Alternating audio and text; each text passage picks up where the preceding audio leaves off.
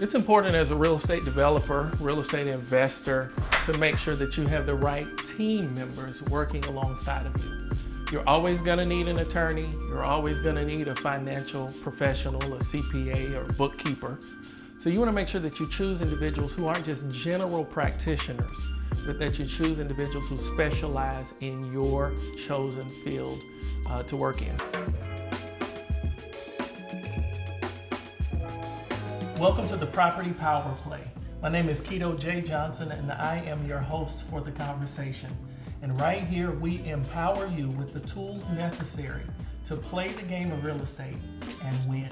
I'm here with a friend and brother, Mr. Trey Mathis. I want to thank you so much, Trey, for being here. Appreciate you so much. No worries, no got to come through for you. So tell us who you are. Who is Trey Mathis? I started in corporate America. I worked for a corporate job.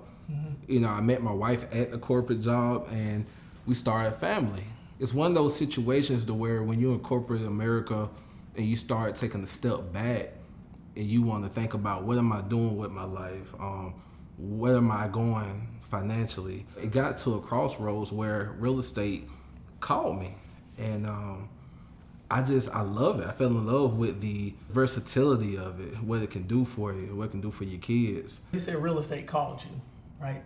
Tell me about your journey into the real estate investing. How'd you get here? Absolutely. You know, the taxes, I was realizing that my wife and I, our documented income, the gross was pretty good, but we weren't bringing home a lot of that.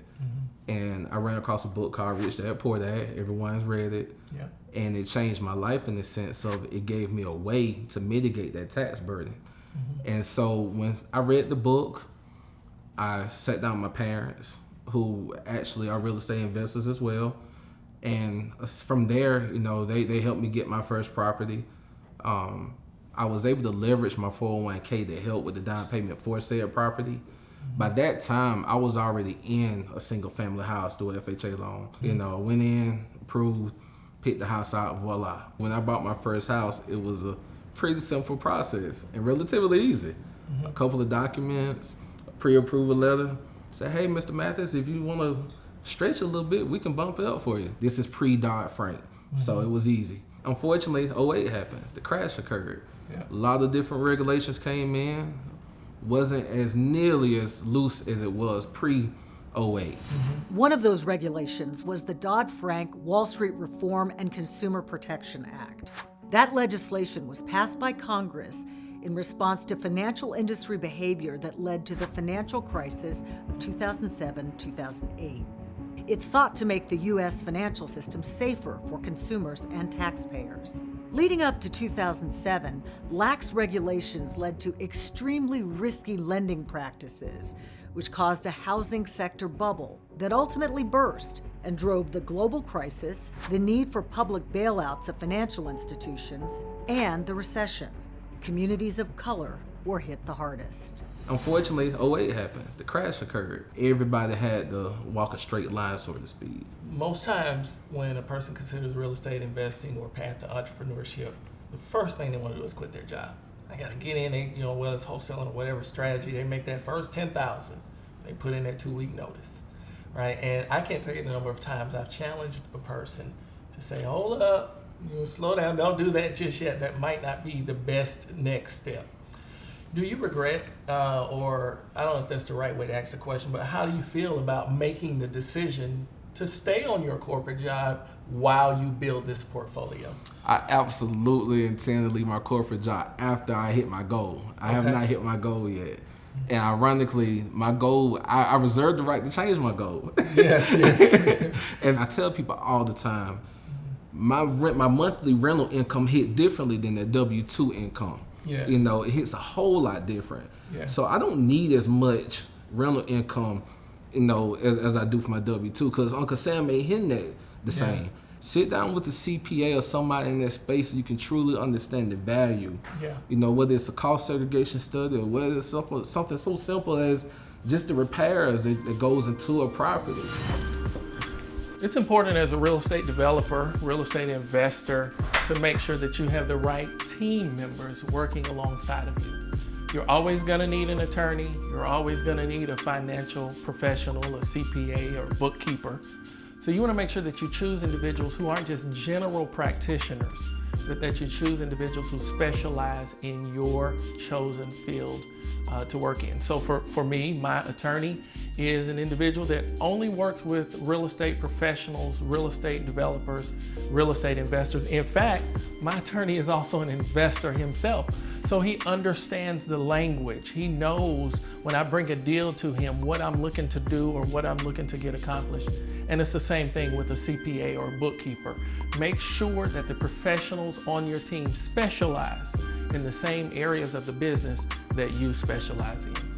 And I stress to people, there's nothing wrong with leaving your job, but just make sure you're prepared. Make sure you have the reserves. Make sure you eliminate as much debt as you possibly can. I'm a married man. My wife has expenses. So I have to kind of, again, She's shopping right exactly, right now as we speak. So let's talk about, we're talking about building a single family rental portfolio. And there's a strategy that's often referred to as Brrr, and I know you're the Brrr guy. You know, I've said multiple times, like, I don't call it Brrr.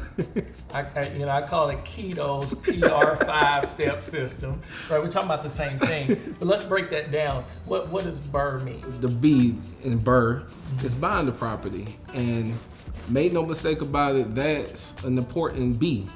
You win when you buy right. Yeah. Don't overpay for the property. Yeah. And I stress that to a lot of people when it comes to Brrr, because you're looking to add value, whether it's forcing depreciation through updating the property, Yeah. or whether you're looking to, to add that wall in that closet, and with the legal easement, add another bedroom. The second, letter R is you're gonna rehab that property. With the end in mind, you wanna rehab that property to your comps. No need to get overly sexy. You don't have to get quartz. Don't have to get hardwood floors. Yeah. Look at your comps and work to the comps when it comes to rehabbing. Third, critical, rent.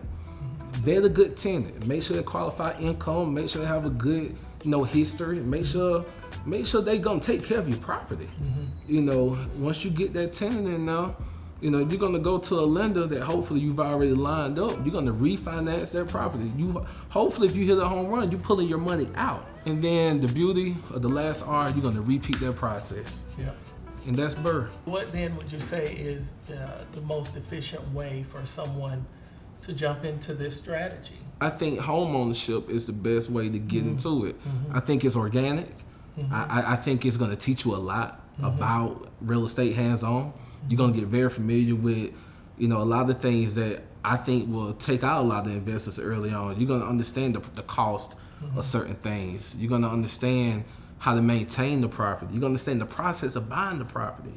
I want to go back to your first deal, right? And I want you to kind of elaborate a bit more on it. Because you threw out some numbers that, I was able to do 5-6 years ago in Atlanta, but can't do it anymore, right? This particular property, it was for $15,000. This was on market, mind you. It had been sitting on market for a while. Had driven by the house, saw the sign up there forever in the day, finally stopped. And at the time, her listing was expiring, if I recall correctly. Yeah. And I asked her, I said, well, how much are you, she owned the house outright. She inherited it. Yeah. She really didn't want to continue to live there. Yeah. She just needed to get away with some cash to get on to her. This thing, she was moving to Missouri somewhere. I talked to her for a while. I sat down. I'm heavy into gardening, and I complimented her on some flowers in her front yard. And I think that kind of got me in the doorway with her. And she gave me that house for $15,000. Yeah. Truth be told, I think the house maybe was valued at maybe $30,000. And so she gave me a good deal for it. Yeah. But it needed a lot of work. And it was obvious that she could not do it herself. I went to my 401k. The most you can take out on your 401k is $50,000. I took out enough to purchase property. I also took out enough for the materials. But the labor, all me and the family. Sweat equity. Absolutely. Yeah. Weekends, like I said, I literally brought them with barbecuing. I can get on the grill and do a little something. And so literally got them up there, cooked for them on the weekends, and we made it happen. When I first rented that property, I was rented for $900. This is many moons ago. There's a company called Brrr and Wisdom. They make cigarettes. They gladly paid their money. They paid me in advance, 6 months. Yeah. And just a thing. It was. I was blessed. Let me say that. Yeah. It wasn't one of those nightmare deals that you hear about. Yeah. If I had somebody willing to walk away from a big city like Atlanta, right? And be willing to trust me and walk away from Atlanta and go to a Macon and give me 3 years. In 2.5, 3 years, I could retire that person. It's easy to do, in my opinion.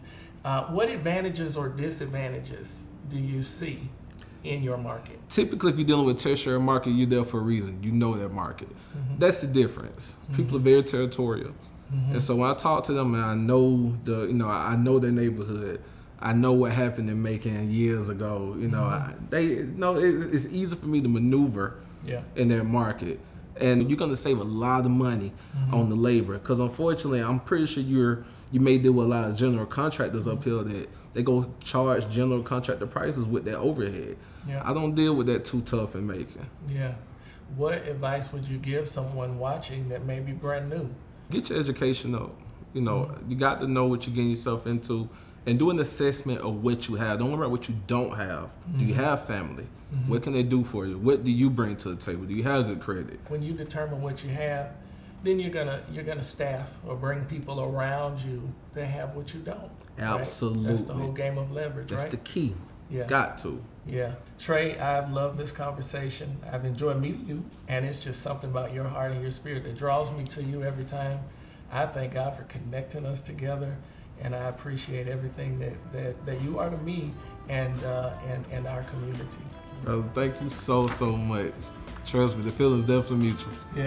You have been listening to the Property Power Play. I'm your host, Kito J. Johnson, and right here we give you the tools necessary to play the game of real estate and win. Thank you so much for being here, and we'll see you in the next episode.